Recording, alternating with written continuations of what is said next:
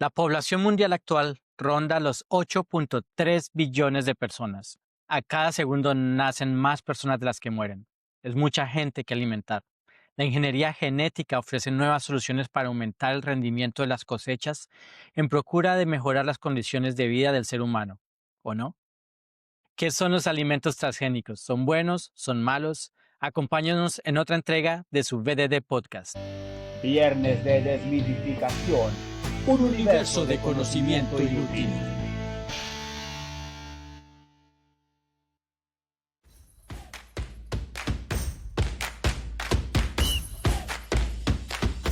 Muy buenos días, tardes o noches, amigos y amigas, seguidores del BDD Podcast. Nos alegra mucho estar aquí con ustedes en una entrega más.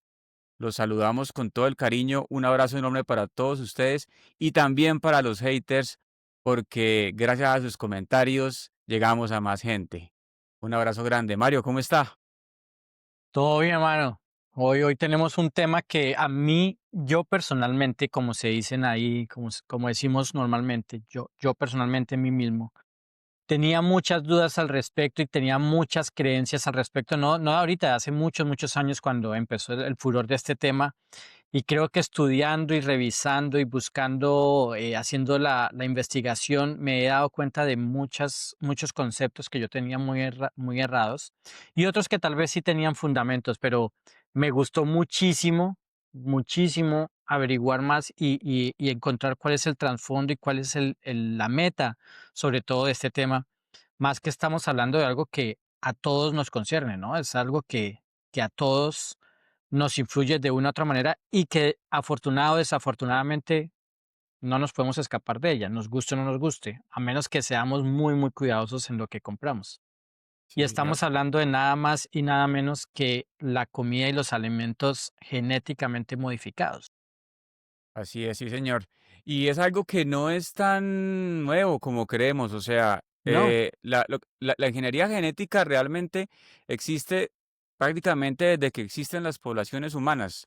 Cuando hablábamos un poco del origen del maíz, hace unos capítulos, veíamos cómo ya, por ejemplo, los mayas y los aztecas, a partir de una gramínea silvestre llamada el teocintle, a lo ajá. largo de irse miles de años de ir sembrando los mejores frutos, fueron consiguiendo lo que es hoy en día el maíz. Eso es ingeniería genética, lo que pasa es que en ese momento no se llamaba de ese modo. Exactamente, es algo que lo que me encanta que ahora con eso, porque antes de meternos en palabras como ingeniería y genética y genoma y todo eso que suena tan complicado, simplemente hablemos de selección de alimentos, o selección de plantas o domesticación de plantas, ¿cierto? Que creo que es realmente lo que estamos haciendo, solo que cuando hablamos ya de genética e ingeniería, pues pasamos a un laboratorio, pero esta selección o domesticación de plantas y alimentos es algo que viene desde que empieza la historia humana, ¿no? De buscar lo que le sirve y lo que no le sirve y adaptarnos a eso. Y son cosas tan sencillas como usted mismo lo acaba de decir, desde el maíz hasta los animales que tenemos como mascotas, como animales de granja.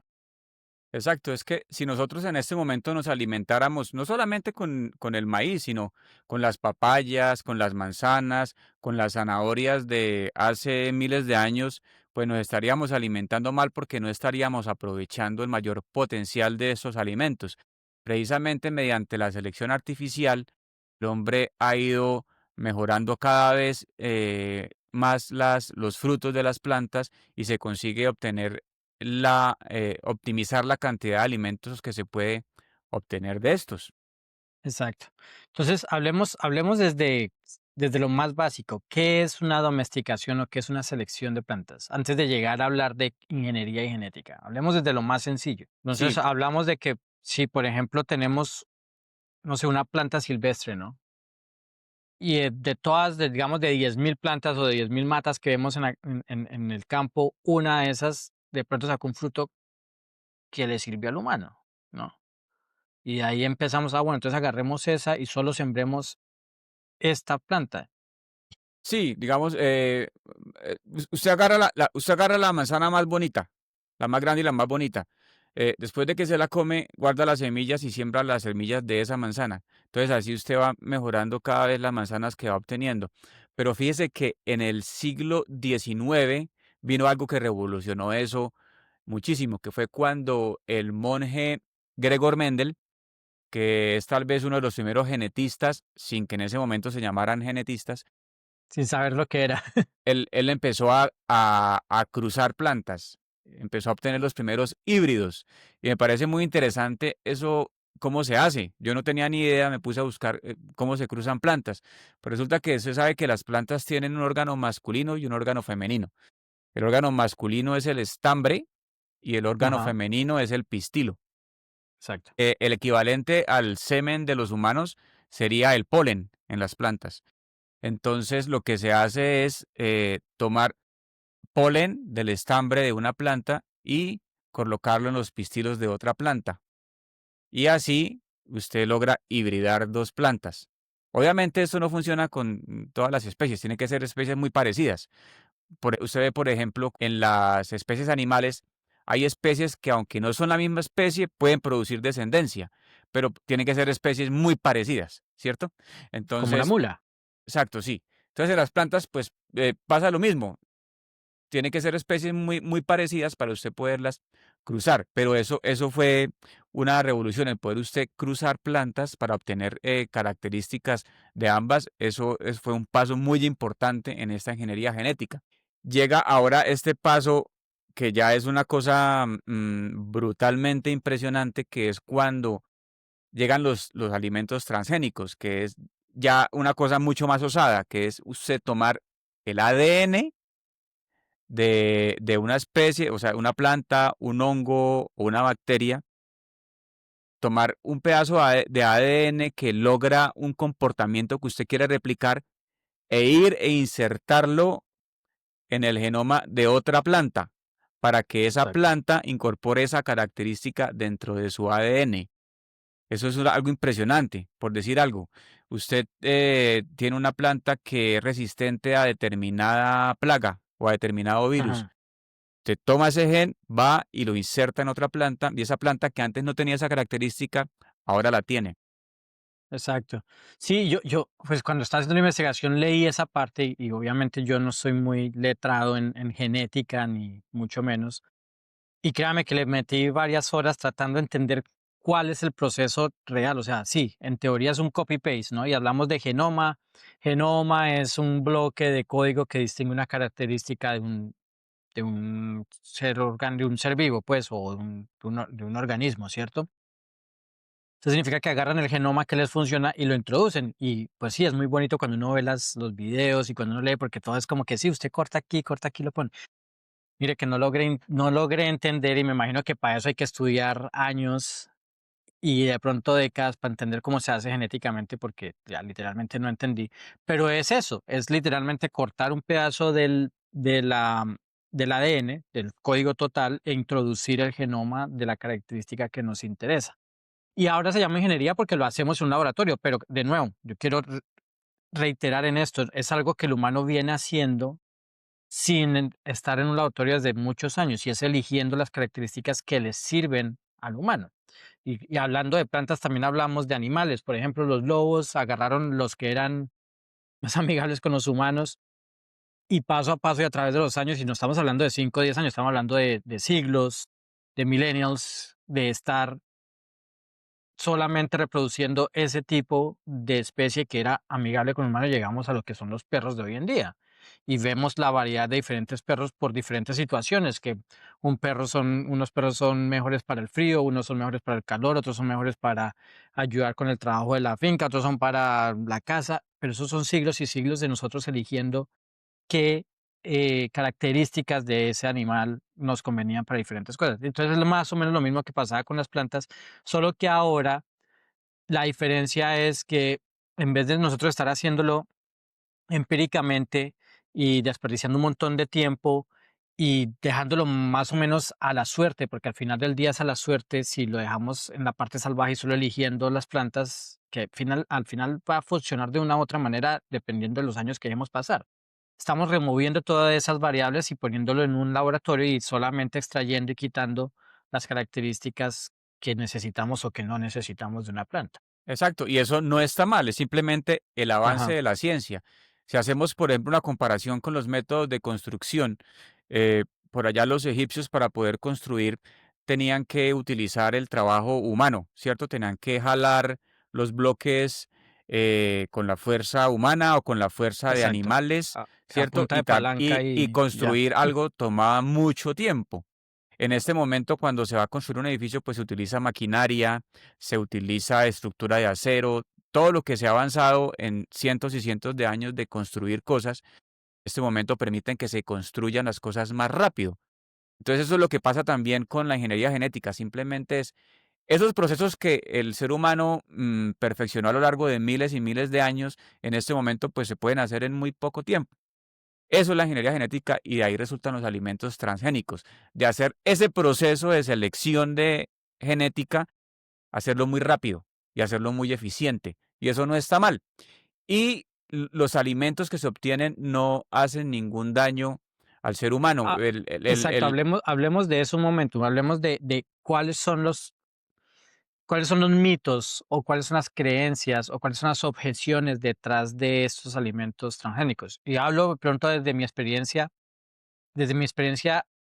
desde un punto ignorante, porque cuando yo estaba, yo lo admito, hace muchos años yo era el que no, yo no compro nada que diga que es GMO, entonces empezaron a salir, esto fue hace que 10 15 años, 20 años tal vez, entre 15 y 20 años que empezó a salir un montón de comida, digamos, transgénica, entonces la competencia empezaba a poner los labels o los stickers diciendo esto no es GMO, no es transgénico, Que en entonces era español como la sería guerra. OMG, ¿no? Organismos OMG, modificados sí, genéticamente. organismo, exacto. En inglés Ujú. sería, ya, Genetic Modified um, Organisms. Organism. Entonces, claro, yo era los que no, eso es que es GMO, entonces no lo compraba y era como que siempre la guerra y era siempre la desinformación de, no, eso debe ser que tiene químicos, era lo primero que yo pensaba, ¿no? Debe ser que tiene químicos, debe ser que tiene ciertas cosas que son malas para uno, que simplemente es para ganar más dinero más y con una producción más económica, que o sea, un montón de vainas que uno tenía en la cabeza. Y una vez estaba leyendo esto, es como que no, el GMO no tiene en general, obviamente, pues hay casos extremos, pero en la gran mayoría es no solamente no tiene nada diferente a la comida normal, sino es además más nutricional en muchos casos. Pero fíjese que cuando usted pensaba mal, también tenía razón, que es En el parte, otro sí, lado, que es el otro lado, exacto, que es el porque es que, extremo. a ver, el alimento en sí no tiene ninguna diferencia con el alimento que no es genéticamente modificado. El organismo los procesa de igual manera. De Ujú, pronto existen científicos que dicen, no, oiga, espere un momentico, no afirmemos eso todavía tan categóricamente. Le voy a colocar un ejemplo.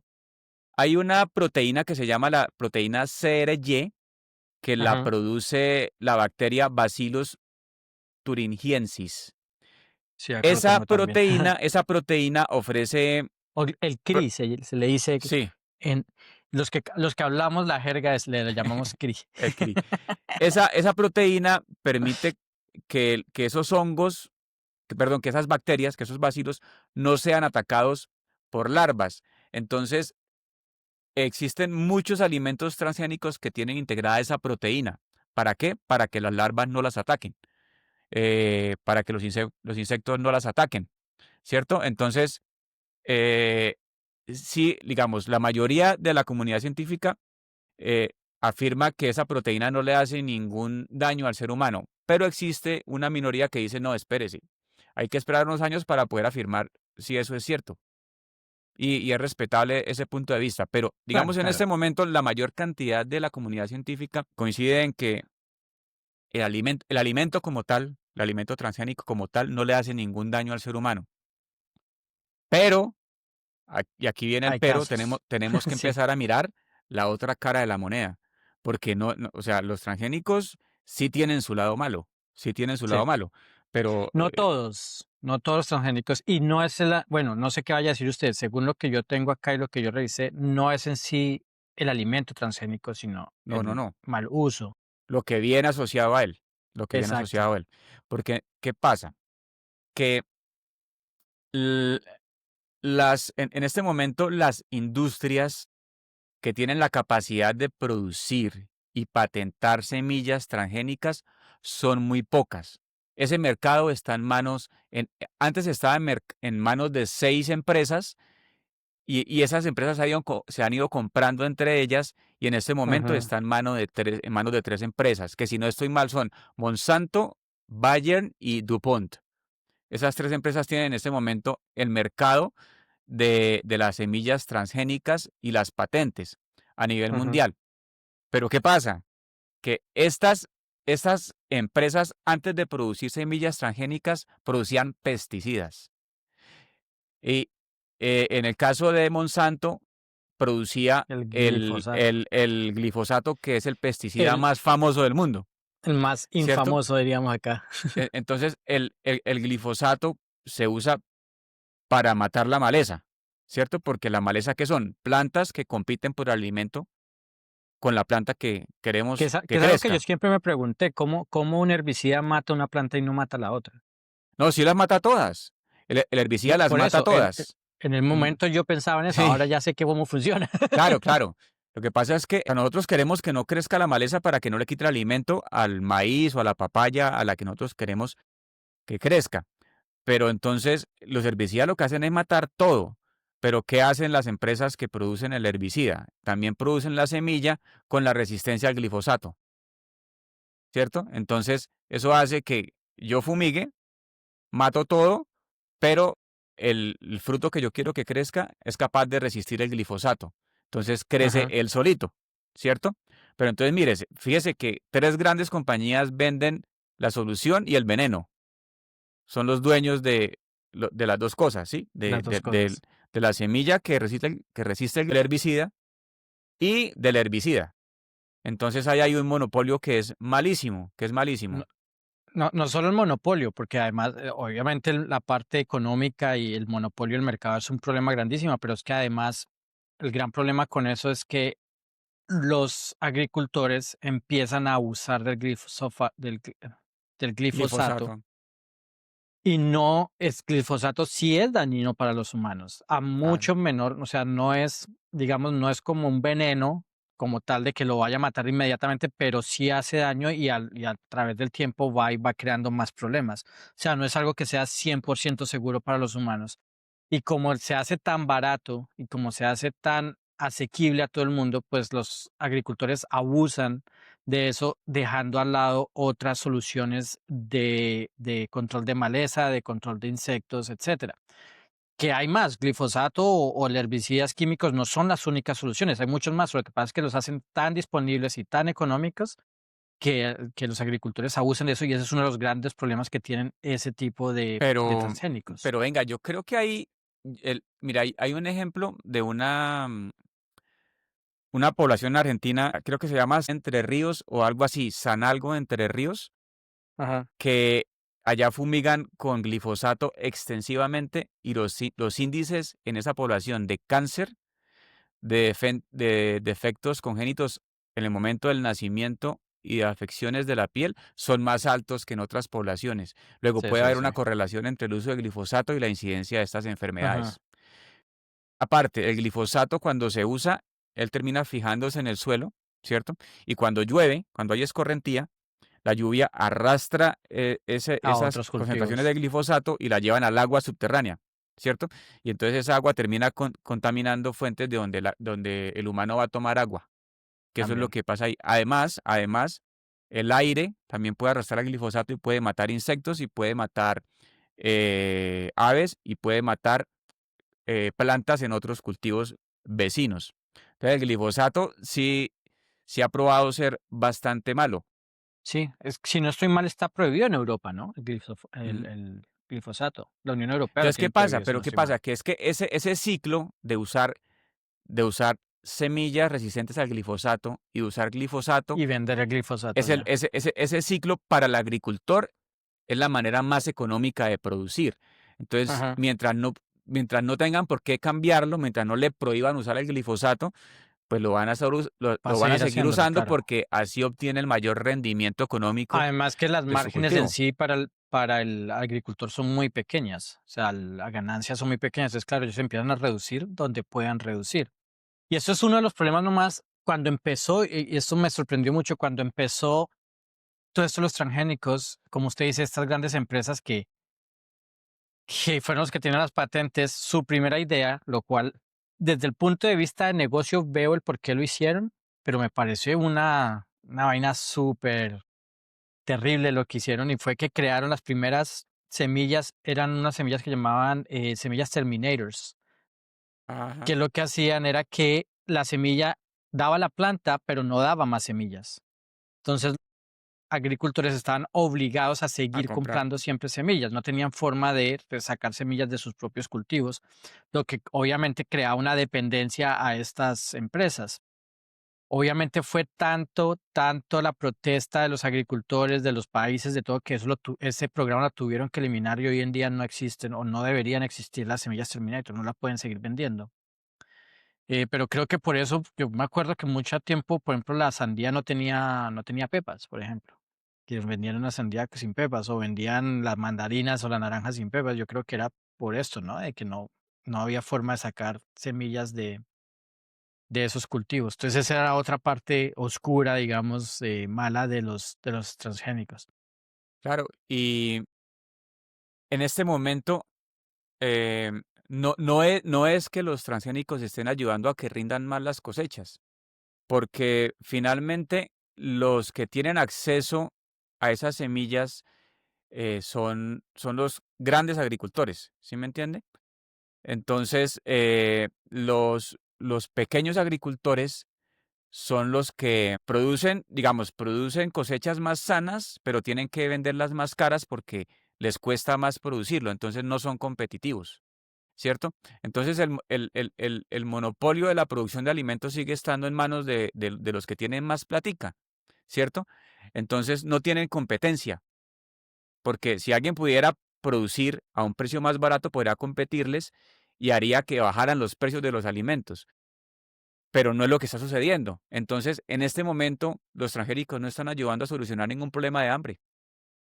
Simplemente Sí, se está concentrando en manos de grandes industrias el poder de producir alimentos. sí, no, pero esa es la cara oscura, digamos, de los transgénicos y bueno, y en sí de los monopolios y de las grandes corporaciones, ¿no? Pero entonces hablemos también de las partes positivas y es, por ejemplo, cómo los transgénicos han ayudado de cierta manera a traer vitaminas o suplementos a poblaciones que antes no lo podían tener. Y estamos, por ejemplo, yo estaba hablando particularmente del arroz dorado, ¿no? Que es uno de los ejemplos de que le introdujeron vitamina A al arroz a lugares donde no tenían acceso a la vitamina A, donde no tenían acceso de pronto a zanahorias o naranjas, mandarinas y todo eso que son ricos en vitamina A. Y lo único fue que se lo introdujeron al arroz y empezaron a crear cultivos de este arroz y ya les estaba llegando esa vitamina a esas poblaciones y el resto no tenía ninguna otra diferencia al arroz tradicional que ellos comían, ¿no? O cuántas, o estaba, por ahí vi también un ejemplo de las papayas en Hawái, de cómo salvaron los cultivos de papaya que estaban destinadas a morir por una bacteria, hubo un cambio genético y las hicieron resistentes a esa bacteria y así hay muchos ejemplos, ¿no? Sí, pero fíjese que también hay una cantidad de ONGs que se oponen a esos cultivos y entonces Ujú. entorpecen digamos, el curso que debería llevar esta ciencia, que es expandirse. Hay ONGs que no dejan que esa ciencia que es benéfica se expanda. Y en este momento, mientras, o sea, mientras esa ciencia y mientras esa capacidad productiva siga en manos de unos pocos, realmente no va a aumentar el rendimiento de las No, cosechas y los alimentos no van a llegar a más personas. Y claro, mire, y fíjese claro, una claro. cosa, mire, fíjese una cosa, esas mismas empresas que investigan en producir esas semillas que son resistentes al glifosato y que producen también los herbicidas, ellos podrían eliminar el uso de pesticidas. Ellos podrían invertir en investigación, en hacer otras modificaciones genéticas a las semillas que permitan eliminar el glifosato, ¿cierto? Y permitir que ellas resistan las plagas sin necesidad del herbicida, pero no les conviene, porque ellos No, ganan por punta y punta. claro. Sí, sí, y no sé qué tanto acceso tengan, digamos, otras compañías o laboratorios o científicos en crear otro tipo, o sea, en crear semillas transgénicas que no sean parte de las patentes que tienen estas grandes empresas. No sé qué tanto alcance tengan ellos, pero yo sí creo que hay mucho potencial desde varios, no solamente desde el punto nutricional, sino también desde el punto ecológico, porque con esta misma solución se pueden crear mejores cultivos en menor espacio, evitando así la tala de árboles por agricultura, evitando así em, de pronto la deforestación y también de pronto creando, por ahí leí también un ejemplo de que se estaban creando nuevas plantas donde ellas mismas producían o absorbían mejor el nitrógeno, evitando el uso excesivo de fertilizantes o incluso creando nuevas especies de árboles que podían eliminar más dióxido de carbono en el aire que las tradicionales. Entonces son cosas que la cual sí tiene mucha potencia, pero desafortunadamente lo que usted dice es muy, muy, muy cierto. Mientras la solución esté en manos de gente que solamente le interese ganar dinero y hacerse y ganar por punta y punta, pues eso no está como prioridad porque no hay dinero ahí. No hay dinero en crear árboles o crear plantas que necesiten menos fertilizante, porque ellos también venden el fertilizante. Ujú. Exacto. Si el pequeño agricultor tuviera la posibilidad de entrar en el juego, eso sí sería benéfico. Y los transgénicos serían completamente benéficos, porque entonces ahí sí habría mayor competencia, podrían bajar los precios y los alimentos podrían llegar a más gente. Pero en Además de este momento, mejorarlos nutricionalmente, no solamente con precios, sino más baratos y con mayor valor nutricional. exacto, pero no es lo que sucede en este momento. En este momento, lo que sucede es que un invento muy bueno está concentrando el poder de producir alimentos en unas pocas industrias. Eso es lo que está sucediendo. Y lamentablemente sí nos están llegando alimentos contaminados con químicos, pero no es por el hecho de Sí, ser claro. transgénicos. O sea, porque No, no, no, no. o sea, Lo de químico no tiene nada que ver con el la transgénico. modificación genética no tiene nada que ver con el uso de químicos. La modificación genética es una cosa a nivel de ADN que lo que hace es mejorar las propiedades de los alimentos, tanto alimenticias como para resistir plagas, resistir la temperatura, resistir los vientos, una cantidad de cosas que son buenas. El problema es que en este momento los que producen las semillas también producen los pesticidas, necesitan ganar por punta y punta, y por eso los alimentos sí vienen con un contenido de químicos. Y yo creo que, y esto como experiencia personal, yo sí creo que esa es una de las razones por la cual, por ejemplo, yo cuando viví en Estados Unidos, la comida me caía re mal y me pegué una brotada, la piel se volvió una horrible, horrible, y es porque yo creo que, y es que lo dicen, el 90% de los cultivos de Estados Unidos son esparcidos con glifosato. Yo sí creo que eso tiene mucho que ver con el tipo de alimentación, la obesidad, las enfermedades que se ven tanto en estos países y también por eso creo que por eso en Europa y en países donde, digamos, todavía se prioriza los herbicidas naturales o menos invasivos tienen mejor salud, sin contar que de pronto hagan menos ejercicio. Por ejemplo, en Europa, con todo lo se fuma muchísimo más que de pronto en estos países, tienen mejor salud que los países como Estados Unidos y Canadá todavía, porque los alimentos que llegan aquí son muchos, son de Estados Unidos. ¿Sí? Pero eso, Ese es el eso es mi panorama. opinión personal mía misma. No, de acuerdo, estoy de acuerdo. Es que, pues, sería mejor alimentarse con plantas obtenidas en lo que llamamos cultivos orgánicos, que son, digamos, Sí. cultivos donde no se usan pesticidas. Pero eso implica que toque deshiervar esos cultivos a mano, ¿cierto? Entonces hay Sube un los mayor, costos. los costos aumentan porque hay que trabajar más, requieren más trabajo que que un cultivo, No digamos, orgánico. fumigado con pesticidas. Un cultivo orgánico requiere más trabajo y por eso es que los frutos son más caros. Por eso es que la comida orgánica, lastimosamente, pues es más cara. Entonces, Sí, no pero pueden también hay que competir tener con... mucho cuidado, también hay que tener mucho cuidado, y esto de pronto sea para otro tema. También hay mucho que tener mucho cuidado con los labels que dicen que son orgánicos, porque no significa que sean 100% orgánicos y eso es una cuota que ellos tienen que tener y es como un porcentaje, o sea, Lo que quiero decir es, lo orgánico no siempre significa que esté 100% libre de químicos, aunque en la teoría y en la mayoría de veces en la práctica sí son de mejor calidad y menos químicos que los que no son orgánicos, pero sí. Y desafortunadamente a veces hay que elegir entre el dinero y la salud, entre la economía y la salud.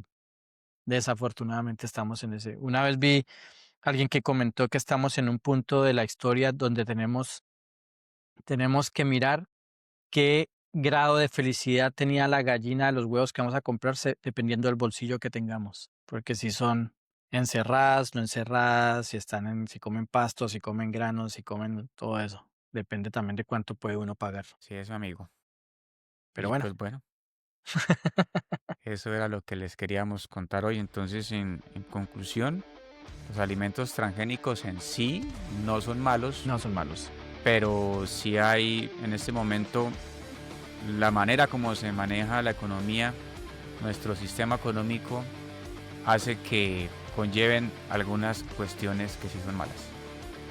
Y la verdad es que desafortunadamente no es algo que podamos evitar. Créanlo o no, ustedes todos los días están comiendo algo que fue genéticamente modificado. Sí, eso sí. Tiene uno que tratar muy, muy duro para no comer nada que sea. Pues le tocaría ir a meterse al monte y buscar allá entre la maleza. A ver qué O encuentra le que toca a pueda uno comer. sembrar lo mismo de uno y asegurarse que las semillas que están comprando no son genéticamente modificadas. Pero ya, o sea, bueno, sí. Lo que pasa es que ya lo que nosotros tenemos en este momento ya fue sujeto de, Sí, no, fue y me objeto de miles y miles me refiero al de laboratorio. años de, Sí. miles y miles de años de modificaciones genéticas realmente. Oiga, sí, yo me puse a ver unas fotos del antes y después de, por ejemplo, el banano, la sandía y todo eso, lo que era antes de la, digamos, domesticación, y son totalmente diferentes a lo que comemos. Ujú, exacto. Total. Pues sí. Y bueno, con eso les damos las gracias por acompañarnos en el día de hoy. Como siempre, por favor suscríbanse, comenten, denos un like, díganos si les gusta, compártanlo, que eso nos ayuda muchísimo. Lo agradecemos. Gracias amigos y amigas por compartir con nosotros un episodio más de su BDD Podcast. Se les quiere, un abrazo grande y hasta el próximo capítulo. Chao. Tenemos el superpoder de acumular conocimiento que no sirve para nada. Y este es nuestro intento por hacer algo útil con ello. Viernes de desmitificación, un universo de conocimiento inútil.